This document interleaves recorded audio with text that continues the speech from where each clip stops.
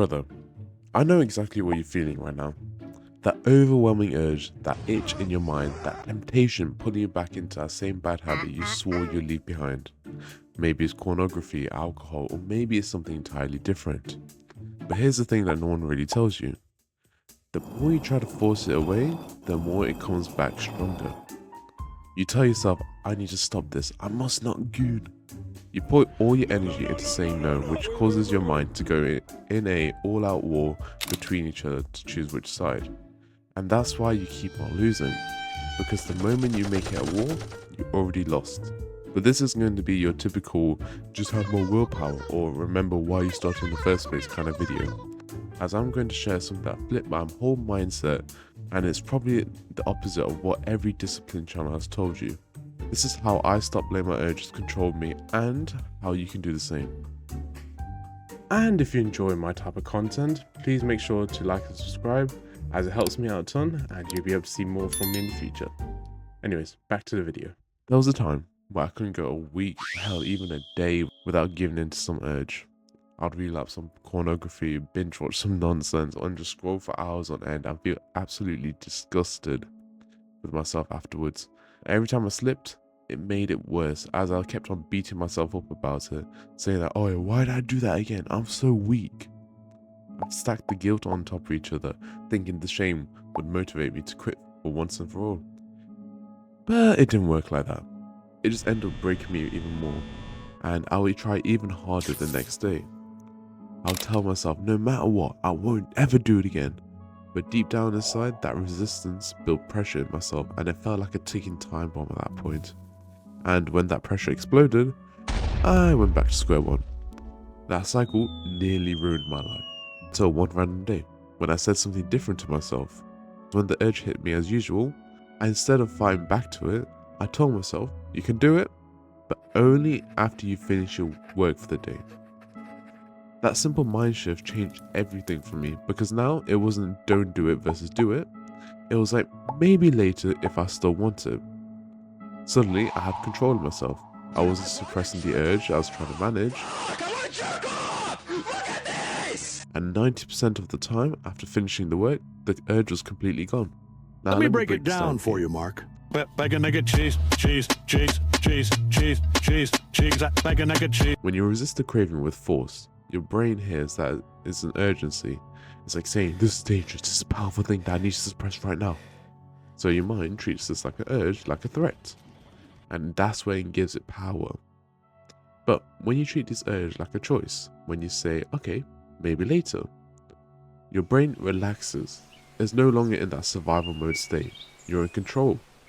And you delay the action instead of denying it. And over time, those delays become a disinterest to you, and you realize that you didn't need this cheap dopamine. You just need momentum from something to make you feel proud of yourself instead of making you feel guilty about it. Before we continue with the video, make sure you comment this random word down below to let me know that you're a real one and made it this far. Anyways, back to the video. Now, here's the raw truth that people don't actually realize.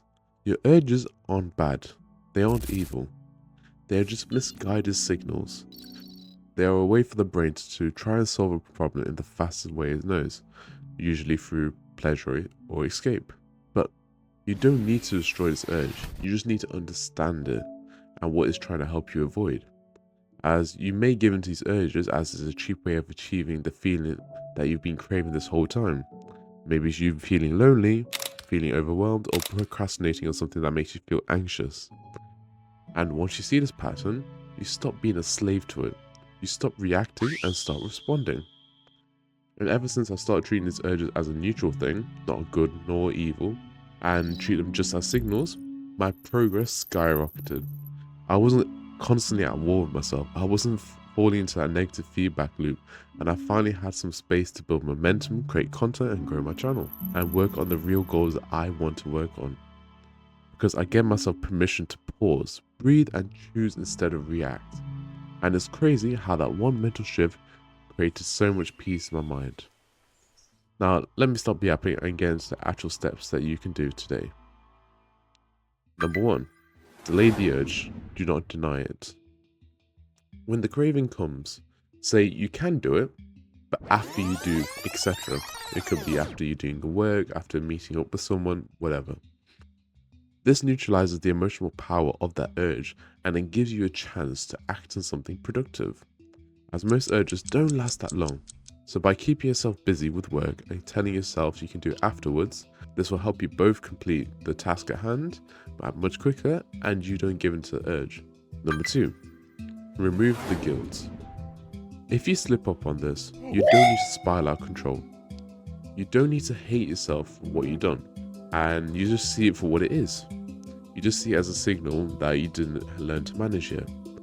And take the lesson, reset, and just keep going, as this will keep you out of the negative spiral loop and for your brain to be more hopeful in the progress and be able to recognize and manage these urges next time it comes around.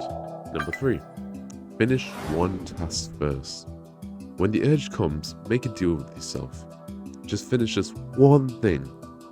And 9 times out of 10, completing that task gives you enough dopamine and clarity to forget about whatever craving you're feeling the whole time, as you're doing the task that required your hard-earned efforts, and this will be the best way to give yourself that real dopamine that will actually satisfy your cravings for a much longer time than any of that cheap dopamine.